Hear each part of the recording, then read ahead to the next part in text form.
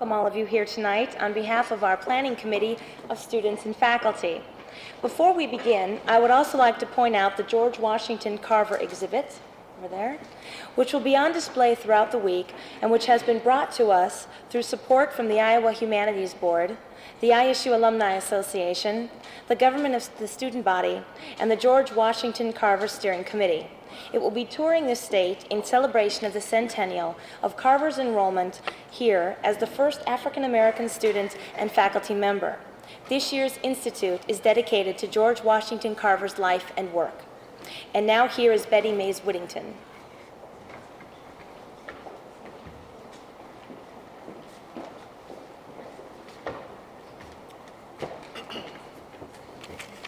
Thank you. Before I begin, I'd like to let everyone know that there is a reception following immediately after the lecture this evening at Gary and Carly Tartikoff's home at 826 Hodge. So we hope that everyone will show up for the reception. I am a black woman, tall as a cypress, strong beyond all definitions, still defying place and time and circumstance, assailed, impervious, indestructible. Look on me and be renewed. I chose this poem by Mari Evans because, in part, it describes our speaker tonight, Dr. Gloria Scott.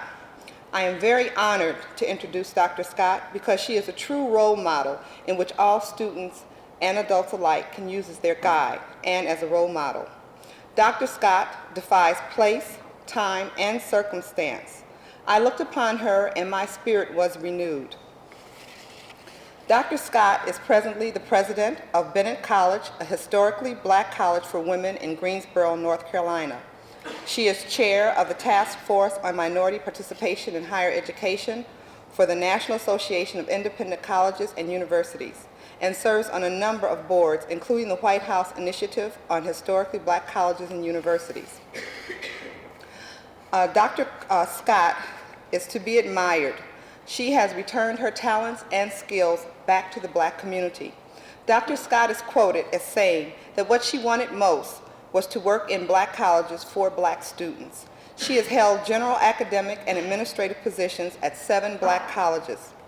Dr. Scott is presently an active member of the Delta Sigma Theta sorority. Black students, her dedication to strengthen black students and provide them the opportunity to see a positive role model who is not afraid to be black, but stands tall as a cypress, strong beyond all definitions, and dares to dispel the myths and stereotypes. Dr. Scott will speak to us today on higher education in a democracy. I introduce to you Dr. Gloria Scott.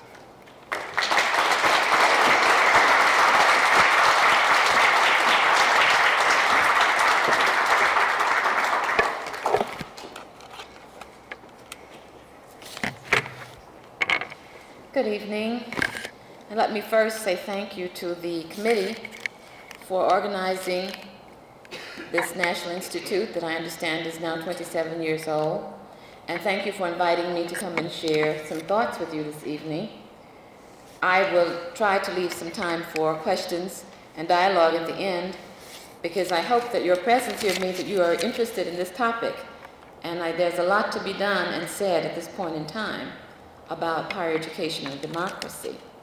I bring you greetings from Bennett College. Bennett is a small women's college. We have 608 students, and I think I represent them all tonight by saying hello to you and bringing greetings. I also bring you greetings from our trustees and faculty. And as I walked in, I am glad to bring you greetings and have an introduction made. I was very pleased, as a president always is, to find out that we have a Bennett alumna who is on the staff here at Iowa State. And why don't you stand so that you might be recognized? This is an example of what we produce as phenomenal Bennett women.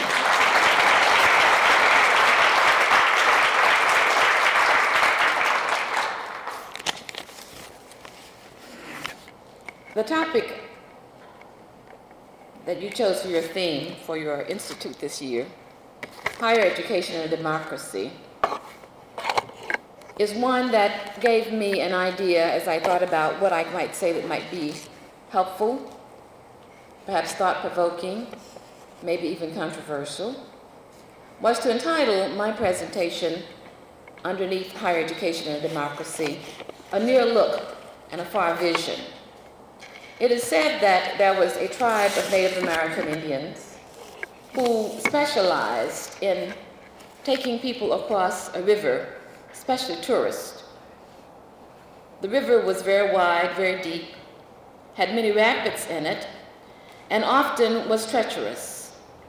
There was one guide who had particular success and never lost a canoe or a tourist, never failed to go across the river at any time, and always came back.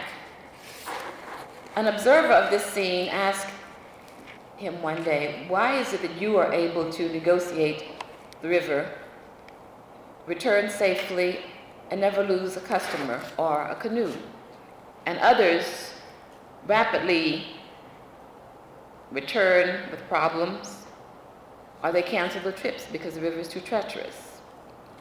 He said, "I know the river, and I know that at any one time it can change.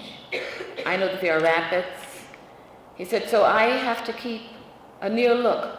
I'm watching immediately around me to see what the status of the water is, but I'm also looking with a far vision to the water in which I must go in order to be able to adjust as I meet it." And so I think as we talk about higher education and democracy, I would say it must be viewed within a near look and a far vision. Democracy is a noun which defines at once an ideology, a country, a form of government. It's more than mere definition because it really is a framework. America, as we all know, was founded upon the principle of citizen participation. It was early recognized in the history of this nation that citizen participation would be pertinent and important for its life. De Tocqueville, in writing about the infant country early on, identified what he called this propensity for volunteering, which seemed to be the difference between this country as a very young country and a democracy and others. In a debate at one time in Washington, D.C., he is said to have rebutted a person who said, "All America has to do is live long enough, and it will not be a democracy. That it will go the way of other older governments and will change a form." And de Tocqueville said he did not think such would happen because unless the Americans lost this propensity to be involved for this concept of democracy, that it would never go the way of other governments. As our democracy matures in 1990s, the last decade of this century, the philosophical concept of a democracy is undergirded by a structure and government that has checks and balances, the executive, legislative, and judicial branches, and, perhaps most importantly, a legal document, a constitution. This basic document, with the Bill of Rights and other tenets, have been bolstered by an educational system which is designed to perpetuate, refine, and extend the democracy. From early American history, there was clear understanding that in order for democracy to exist, endure, survive, and thrive, an adequate system which provides education to produce an educated citizenry through socialization to a common set of basic values which supports the concepts of freedom, individual responsibility, collective responsibility, roles, and requirements for citizenship would be necessary. The Constitution speaks to justice. It is based on openness. It requires individual and group discipline. It cannot be or exist without integrity. It certainly cannot exist without diversity. The 1991 Institute on National Affairs has fashioned an excellent forum in which to explore these principles and undergird this concept of democracy. It is more than a historical note that the George Washington Carver Centennial falls this year, a time when not only are you focusing on higher education, and certainly he played a great role in higher education, because it was really his presence at Tuskegee that was important in helping Tuskegee Institute to really be and receive funds as a land-grant institution, though it really was not because it was a private institution. And to be able to transmit across the generations the knowledge base of agricultural research and research, basic research as we now call it. George Washington Carver and Tuskegee Institute represent a system in which many people did not have access to higher education in the South and the border states, as did white Americans.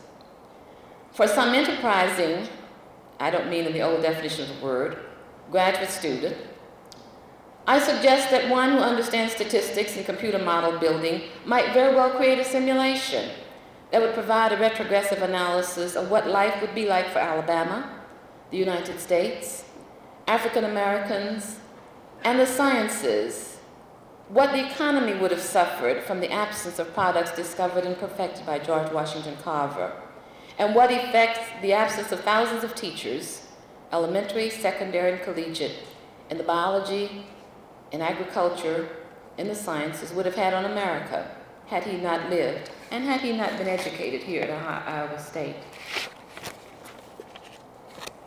As the national theme for Black History Month this year focuses on historically Black colleges, your institute takes on an added dimension. I would up front challenge each of you here at this campus to really explore not only the work and life of George Washington Carver as an individual, but the larger continuum and cluster of which his work is a part, and look at the contemporary issues which still focus on which we still focus and still surround us here 100 years later. There are many issues facing American higher education, and many of these speak to the heart of the problem of sustaining a democracy. Clearly, here at the end of the 20th century, we are facing the real challenge and possibility that we really might not be able to sustain a democracy through the 21st century, democracy as we know it. The role of higher education in a democracy is to nourish, sustain, expand the democracy by producing the best minds that will sustain it, the educated parents that will continue the intergenerational transfer of democracy and its values, the informed citizens who will participate in the development and shaping of the democracy, and who will push back the frontier at the edge of survival into a global coexistence and the creation and nourishment of a global community. This is a large order for higher education, but it is not one that is too large for comprehension or realization. After all, higher education is, along with lower education, the real guardian of our democracy. John Dewey, in his book Democracy and Education, placed the parameters for education as the guardian of democracy. He recognized that democracy could not exist without an educated citizenry, and set about to promote a philosophical point of view that launched America toward development and delivery of a highly inclusive system of education firmly grounded on democratic principles. We define in America lower education to be preschool through 12th grade, and higher education to be 13 through 20 grades, beginning with what we call the freshman year in college and going through to graduate or postgraduate education. When we talk about higher education, we tend to think about the educational institutions, but I'd like to broaden that a little bit to the higher education enterprise. Not only are we talking about educational institutions, colleges and universities, public and private, 2-year to 8-year, we're talking about governance structures, volunteers, regents, trustees, persons who give their time to govern and set frameworks. We're talking about educational associations and organizations, accrediting groups, credentialing groups, discipline and professional organizations, trade associations, collective associations representing institutions, unions representing employees, administrative associations. Then we're talking about funding agencies, foundations, federal, state, and local agencies. And then we're talking about the profit industries, textbook companies, specific suppliers of specialized equipment such as science equipment, fundraising agencies. At once, all of these provide service to students and are peopled by the human resources that benefit society, the faculty, and staff. As we discuss higher education tonight, it is broadly defined to focus on the concept of education beyond high school. The baccalaureate credentialing, the bachelor's degree, marks the end of the undergraduate level, and the remaining credentials, and I identify them as credentials, the degrees and combinations of certificates, which in conjunction with degrees are given from the early levels through postgraduate education.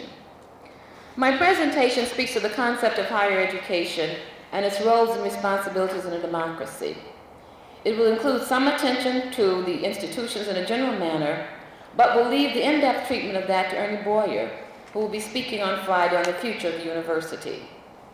If we accept the premise that a democracy must have educational systems which perform perhaps the most important function for human existence, the bringing out, the action or process of providing the conditions to persuade one to feel, believe, think, or act in a desired way, the knowledge and development resulting from an educational process. American higher education is often described as having three primary functions: teaching, research, and public service. These go back to the very early designations of higher education, as early as the early 1900s. Following the 1960s, a fourth general function of higher education was described.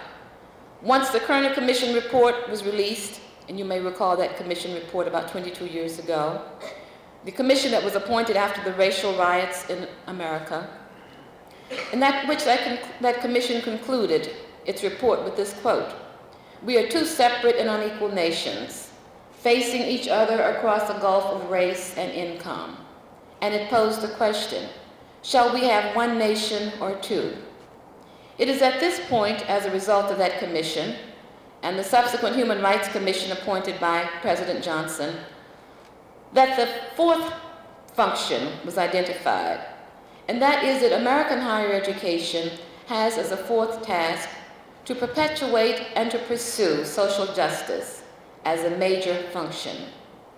So this democracy, in which we define as a government, and we define majority rule, a government in which the supreme power is vested in the people in the system, exercised by them directly through representative government, by holding free periodic elections, the principles and policies of the Democratic Party, the common people, the Republican form of government, and finally, and most importantly, the fact that political authority is only derived when given by the people, and that there is an absence of a hereditary class of arbitrary distinction having privileges not available to others.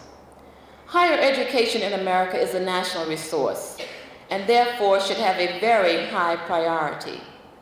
I would submit that it should have the highest priority listed among the provision of food, clothing, and shelter, all biological priorities. Education, it seems to me, comes next, with personal psychological development, group social development, and social needs. I'd like to talk about 6 areas that I think are important, that bind together the democracy and higher education. The first is the intergenerational transfer of values of a democracy, that is a very important part of the role of higher education. I will list these and then go back and speak briefly to them. The second is creating what I call a frontier in recreating thinking and abilities that last in the learning environment, the preparation of our students as leaders, professionals, informed citizens, and as parents. The third is the improvement and upgrading of lower education. The fourth, the intervention in the legacy and intergenerational transfer of devaluation of diversity, or otherwise called discrimination, and replacing it with a new legacy. Call it, in the biological terms, a gene splice, or replacement gene, of appreciation and valuation of diversity. Fifth, to master the pervasive tendency that we have toward conflict in our species. Sixth, to look at the impact of the information society and technology on the creation of the information and learning society and what that means for our democracy. And 7, to look at the social policy influence, which perhaps is the summary role of higher education in a democracy.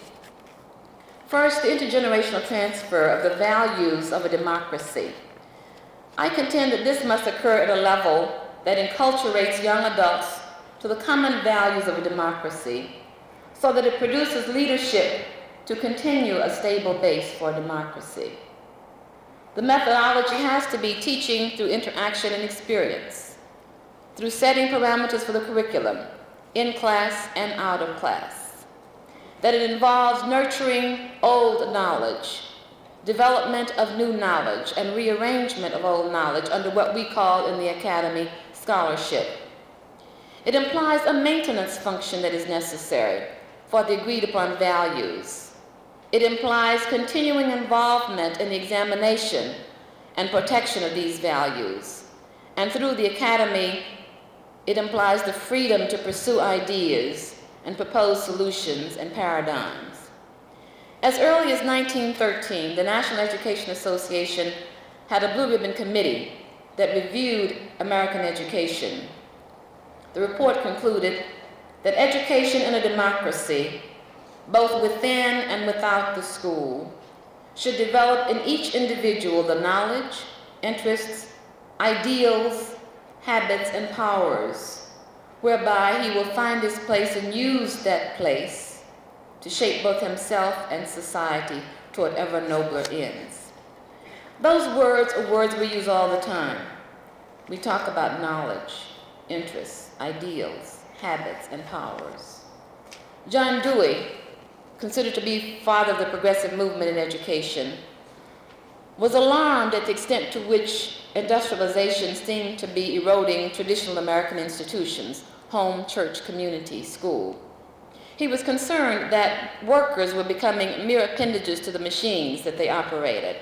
And so he argued that schools must educate the whole child and must fill in where other institutions fail.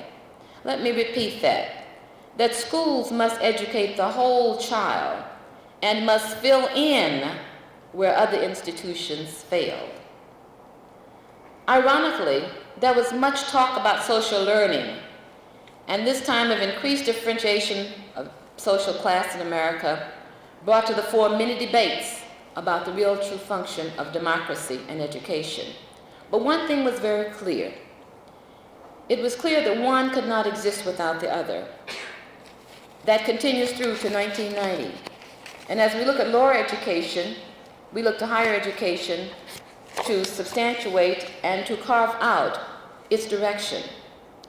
The first curriculum in terms of value systems and transmitting a common values system is language. As human beings, we use complex sets of symbols that separate us from the lower animals or the other forms of life. Language provides the kind of connective tissue that binds us together as a society, allowing us to express ideals and feelings and to influence the attitudes of others, and then to withdraw when our own ideas do not advance, but gives us the option to return to try again another day. Human beings combine in their behavior much as atoms do, for those of you who may have a science background, and sometimes as often. But we communicate.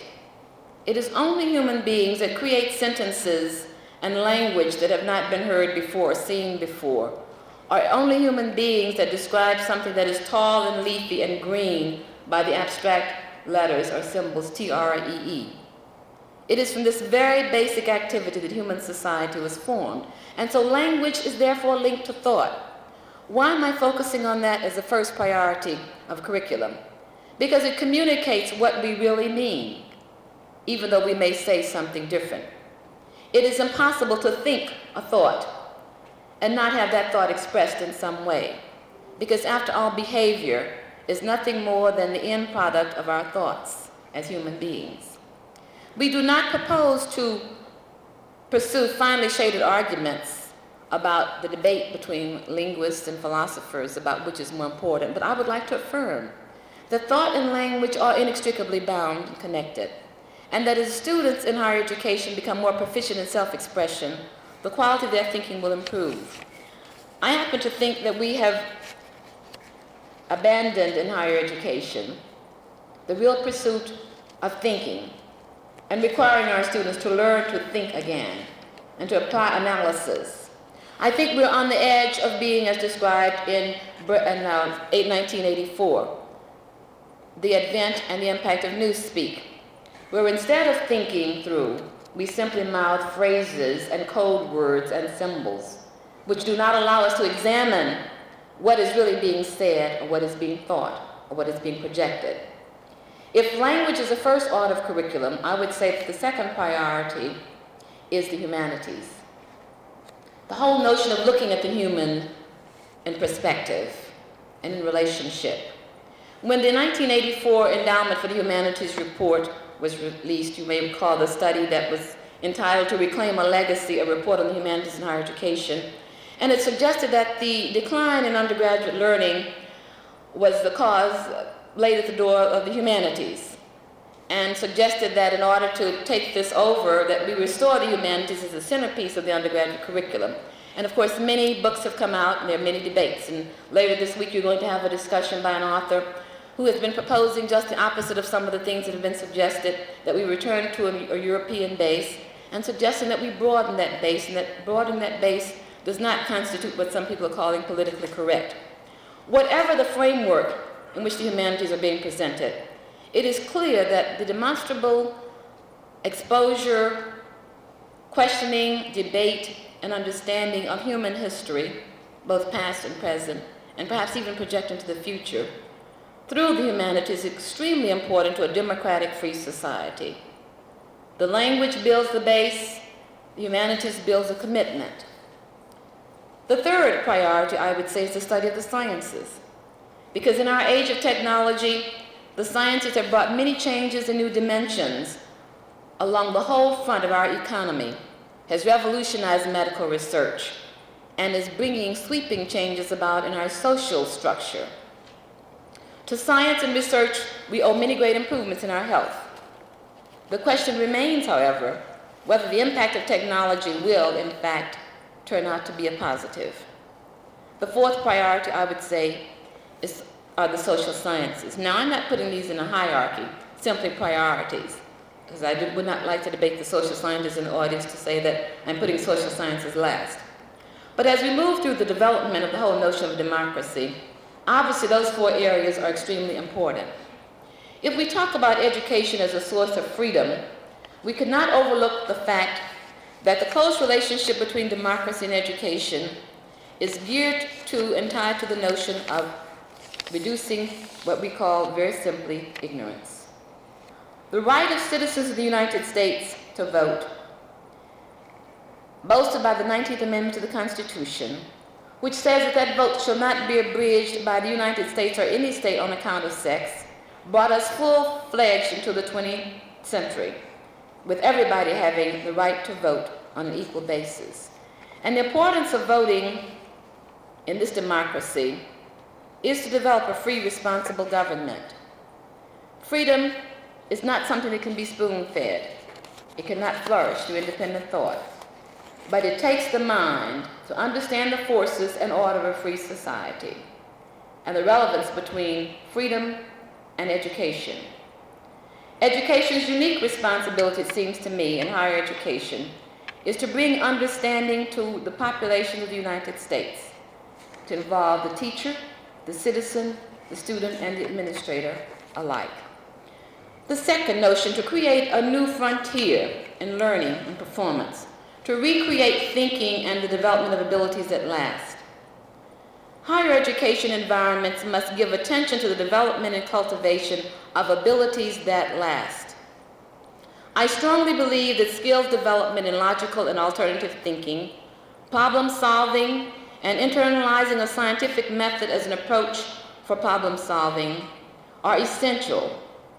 The Padilla proposal, which addressed secondary education, certainly identified this as a major need. Perhaps college is too late. But I think the need is still great, and I think that we in higher education, if we really want to contribute toward this democracy, must return to linking skills development and enhancement of those skills already developed. Content and instructional delivery, then, must be used as a mechanism for honing the mind as an instrument. I agree with some of the recent observations that there has been a decline in the power of ideas and a decline in the notion that one who merely thinks can be a powerful tool to shape the world for the better. This is manifest in what is described as a passive student mindset. The power of ideas and the power of people who can think well represent the hope of the discovery that will occur on the frontier as we push it back and invade and conquer the whole notion of the real democracy. Preparation of students as leaders, professionals, informed citizen participants, and parents for the next generation demands that students must acquire, understand, retain, and use knowledge. You're probably asking, why am I devoting time to this? Recent statistics suggest that fewer than 30% of an overall undergraduate class or cohort of students who enter graduate in 5 years, and that fewer than 40% of the juniors in public institutions of high school in 4 states can pass the junior level examination, which measures acquisition, understanding, retention, and utilization of knowledge. A democracy must depend on at least 51% of its citizens acquiring a high level of knowledge and understanding and the ability to use it. Otherwise, by default, it becomes a condition of less than an informed majority. The third area, the improvement and upgrading of lower education. In a democracy, higher education is so inextricably bound with lower education that it can be technically held responsible. After all the teachers, administrators of lower education are products of higher education institutions. The curriculum in the lower education is the product of educational research and development by faculties in higher education. A considerable number of the political decision makers are products of higher education. The legislators, the city council men and women, the county commissioners, the school board persons. Textbook authors are products of higher education. And so higher education cannot isolate itself from the condition in lower education. It seems to me that one other feature of democracy is that it speaks to the need for strong education for the common good. The burgeoning need that we see for remedial education in higher education must have a sunset. It must have a sunset. That sunset can only come about when there is total reorganization, rejuvenation, and development for lower education. Yet until it is done and improved, higher education is going to have to bridge the gap.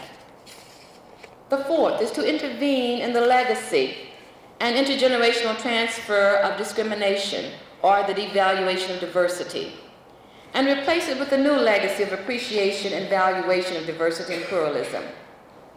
One of the things that has become very clear with the current cohort of college students, and probably those immediately behind them and those who are in front of them, is that the common agreed upon definitions no longer are really understood. I find myself often talking with college students, and it was about 5 years ago that I realized that this condition had occurred, using words that I assumed to be common, understood, ordinary words with what I call their real definitions, only to find that this was not true. And so the whole notion of diversity and pluralism find themselves as being described by definitions that may not be exactly true. I think that the higher education world in a democracy has the job to implement what I call a gene replacement or a gene splice, to remove the bad or defective genes and replace them with good genes. Obviously, this analogy is from biotechnology.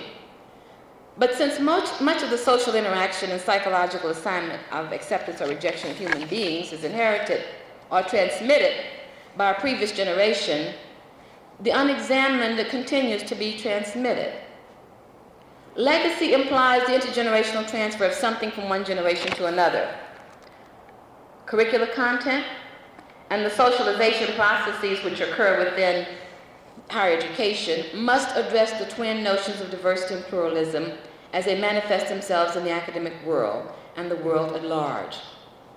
I find it fascinating that the strictly biologically determined traits of race and gender, which form the basic foundation for discrimination, keep being transferred as a legacy from generation to generation. These are the only two traits which cannot be changed. A major challenge for those in charge of higher education programs and their delivery, and those who develop and select the content of what is delivered formally and informally, is to provide intervention in this legacy of discrimination. This obviously means taking on to focus deliberately, give attention to the question of how this is done. A major drawback to this kind of gene replacement is that social positions are bred, that the whole hierarchy of existence allocates to one group a status of superiority and another a status of inferiority. Unless we see ahead the status identified by Aldous Huxley in Brave New World, that indeed the society will be able to control through biotechnology and genetic engineering the development of future human beings into the groups he mythically called alpha, beta, gamma, deltas, and epsilons, bred to serve their own particular space, bred to be only expecting of what should be given, then that we must know that there will not be a genetic change or mutation. And so those twin variables of gender and race will continue. So the challenge, it seems to me, of the learned society and a democracy is to look and use education to affect social policy, to create a new legacy, and that diversity must be a part of that legacy. The Education Commission of the States, after studying for 2 years an education agenda for the 1990s, concluded that the success of American education in the coming decades will depend on the extent to which we affirm and embrace diversity. The learning society, it continues, must be a place where compassion, respect, and common interest shape the interaction between urban and rural communities, developed and developing nations, older and younger generations, haves and have-nots. It must be a place where people are enriched, not divided by differences in race, ethnicity, cultural heritage, gender, age, and economic status. The causes of diversity and pluralism are beyond change in the short term. In the long term, they are manageable. The Quality in Education for Minorities project that was done at MIT concluded that education, especially higher education, has a major role to play in the education of minorities as it seeks to create a stronger bonded democracy between and among the diverse peoples who inherit and inhabit the United States. It concluded its report by saying, higher education is beginning to understand that its responsibility for educational diversity begins long before Student Orientation Week. We believe that all colleges must expand their own definitions of affirmative action and affirmation of diversity to include efforts throughout the democratic community. Universities are comprehending that their responsibility continues after the bachelor's degree is granted. The dearth of minority faculty can only be addressed by the most careful attention to the development of minority doctorates through nourishing promising undergraduate minority students and funding, mentoring, and providing support for minority graduate students. Finally, it says, colleges and universities of all sizes and missions must turn attention inwardly to the climate and living conditions faced on the campus by all faculty, staff, and students. The National Association of Independent Colleges and Universities has just completed a 2-year exploration of diversity and the presence of minorities on campuses, and indeed what it does for the entire campus. Using focus groups and climate studies, it has helped institutions review at an academic level and in a real democratic fashion the notion that all are created equal, that all human beings are born free and equal in dignity and rights, and that this concept of equality is still too frequently denied in thought and in action. The President's Commission on the Observance of Human Rights back in 1968, shortly after the report of the Kerner Commission, explored and developed a major agenda for American higher education and American lower education. This agenda still remains untouched. The forms of class distinction, often economically tied together, the entrenchment of racism in education, and its pervasiveness for the larger society still represents a challenge to American higher education. The fifth notion is to master the pervasive tendency toward conflict within our species. A near look at higher education in a democracy certainly means developing the capacity to acquire knowledge and skills to master this pervasive tendency. Inherent in the discovery of ways to live on this planet Earth with the minimum of human conflict is the need to teach the young to have a deep and critical global understanding of attitudes, beliefs, emotions, and political understanding. At the time that I wrote this presentation, we were facing 2 weeks into the current Gulf crisis. One cannot help but stand aside in the academy or in the higher education world, steeped in our democracy, and raise the questions about global understanding and of attitudes, beliefs, emotions, and political understanding.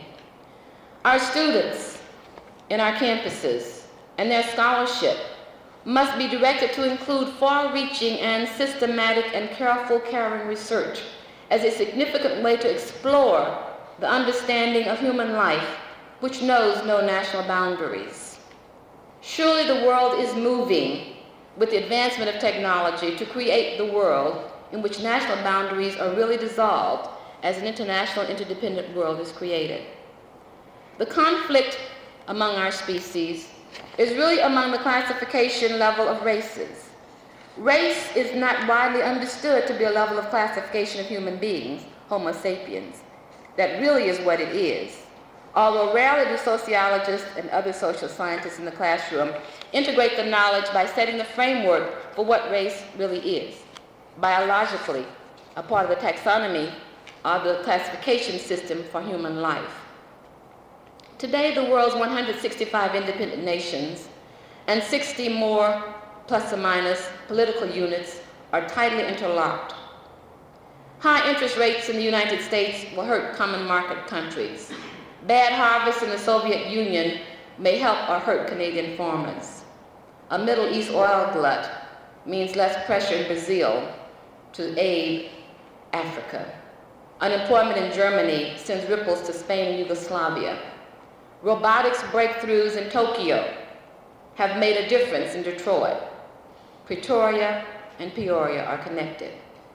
The world is not yet really a global village, but it is en route. And surely our sense of neighborhood must include more people and cultures than ever before. Through our technology, our world has become a more threatening place and more unsafe. Through technology, we can share a common classroom around the world. We can find that we follow American astronauts to the moon and watch them touch the surface. We travel with Jacques Cousteau to the bottom of the sea. Through technology, we feel the sense of threat or unsafe. Those of you in this audience who are old enough may remember that in the 1950s, the Ed Sullivan Show planned to run a picture of the hydrogen bomb explosion. And parents throughout the country were warned that children might be too upset to watch such on television. Today, at least 4 nations stockpile an estimated 17,000 kinds of nuclear warheads, an equivalent of 16 billion tons of TNT, and more than 5,000 times what was exploded in World War II exists. For the very first time in human history, a generation has grown up with headlines that describe the potential destruction on a global scale. And our current generation is facing that at this moment. A quarter of a century ago, it was relatively easy to isolate and challenge and respond. Today, with dozens of crises crowding our universe, we see not a single gleaming speck, but a dark, foreboding cloud. The world has become more crowded, more interconnected, more volatile, and unstable place. If higher education cannot help students to see beyond themselves and better understand the interdependent nature of our world, each new generation will remain ignorant, and the capacity to live confidently and responsibly will be diminished. We will not be able to stem the pervasive tendency toward conflict. Now, higher education cannot be the cure for all society's problems, but in a democracy, it has a central place in shaping those conflicts. The sixth area, the impact of technology on democracy. The impact of technology on our total society suggests that one of the many frontiers will be a challenge to live in an information society, where all of the forms of possibilities embodied in the works of 1984, Brave New World, Looking Backward and Beyond Freedom and Dignity are possible. I should want to propose the definite need for preparing our brightest and our best, our college students, for coping and intervening in the world of the 21st century. What happens now in the farthest country of the world now touches us almost instantly. When Sputnik was launched when I was a college student in the 50s, every fifth house on the block was without a television set, and the arrival of television sets was a major thing in neighborhoods. No young American today, except someone very isolated, can recall ever living in the world without television. You may recall, George Orwell took us on a brief glimpse into the future that really has parallels now in terms of technology. In a section of the book he describes, and I quote, "It was only